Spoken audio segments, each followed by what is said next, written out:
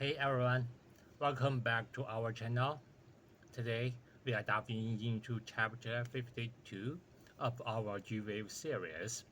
We're going to explore how our expectations shape our reactions using some classic examples to illustrate the principles of G-Wave's activity.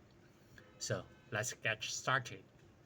First, let's revisit the example of acrophobia, or fear of heights. You might be wondering, why do we keep talking about phobias? Well, it's because these examples are the simplest and most typical, and the principles of G-Wave's activity they illustrate apply to more complex situations as well.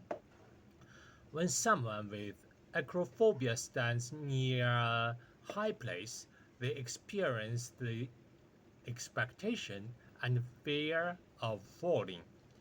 This is similar to how Pavlov's dog expects food and feels pleasure when it hears a bell.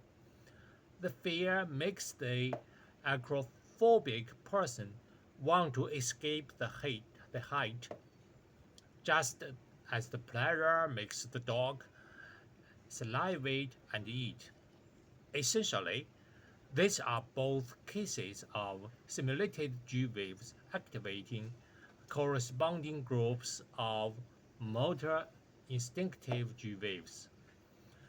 Now, let's talk about exposure therapy for acrophobia. We make the patient stay at a high place for a while.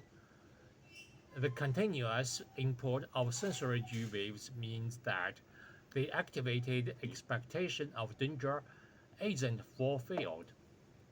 Instead, the current environmental G waves couples with a newly formed safety sub-G, which is further strengthened by the sensory G waves input. Here, the sensory G waves input not fulfilling the activated expectation of danger essentially means that the sensory G waves input doesn't further activate the corresponding danger sub-G. This is like how a dog stops salivating after being stood up multiple times when it hears a bell without getting food. After multiple instances of not getting food, the dog stops salivating just as the phobic patient stops feeling fear after desensitization therapy. We've talked about this before, but it's worth repeating because it contains important insights about the fulfillment of expectations.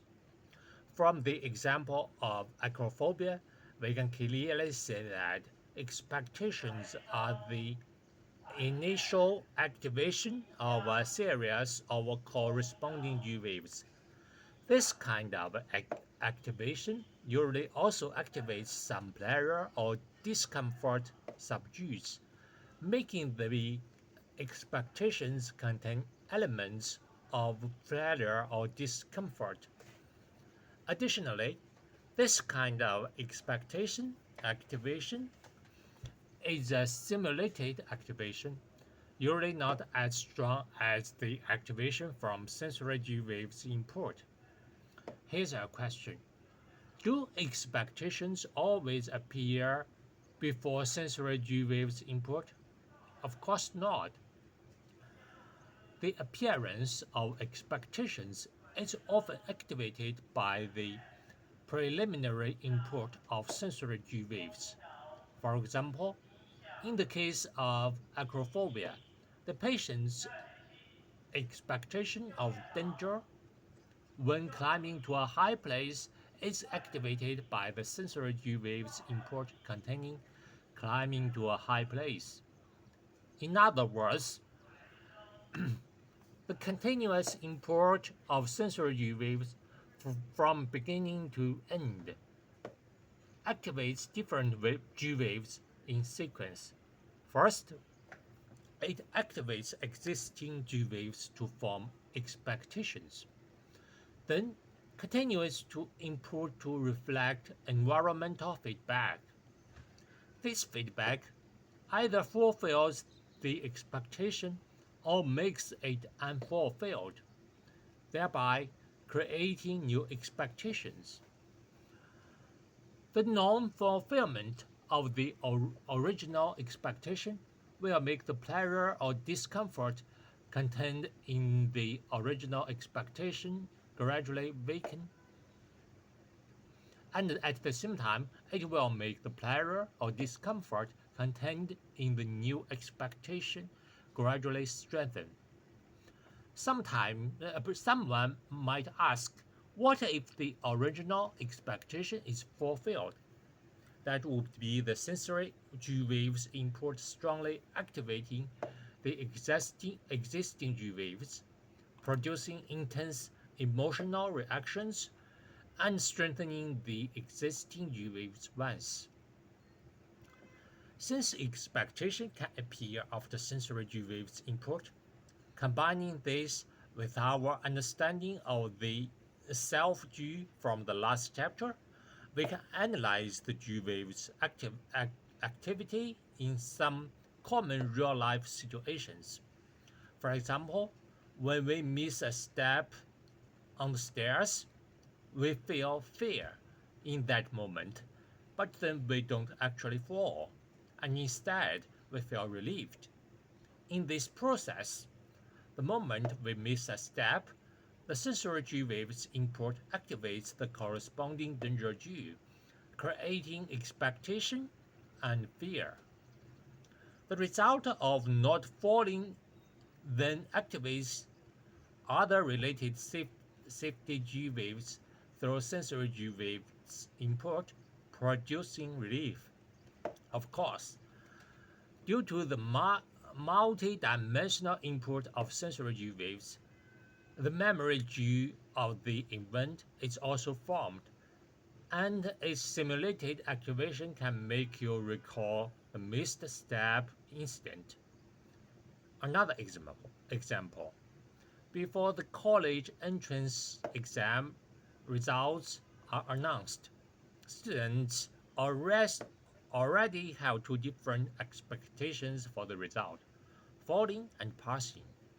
But hearing that a classmate failed won't have much effect on the fulfillment of the expectation of I might fall, because the G waves about the classmate falling don't have characteristic structures strongly related to the self G, so they can strongly activate the series of G waves that produce the I might fail expectation.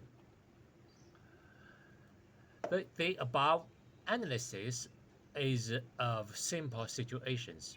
Note that people often form more complex expectations due to their combination of multiple other events. For example, multiple exam results. Others pass, but you don't, and you not only suffer the pain of failure alone, but may also be criticized by teachers and parents, and even imagine the discrimination of classmates. Conversely, if others fail and you pass, you maybe enjoy the joy of victory and may be praised, or imagine others' envy. In other words, through the combination of multiple types of competitive events, others and the self often form relatively opposite situations. At the level of G waves activity, this is the coupling of the others G and the self G with specific G waves related to competition. This kind of coupling is interesting.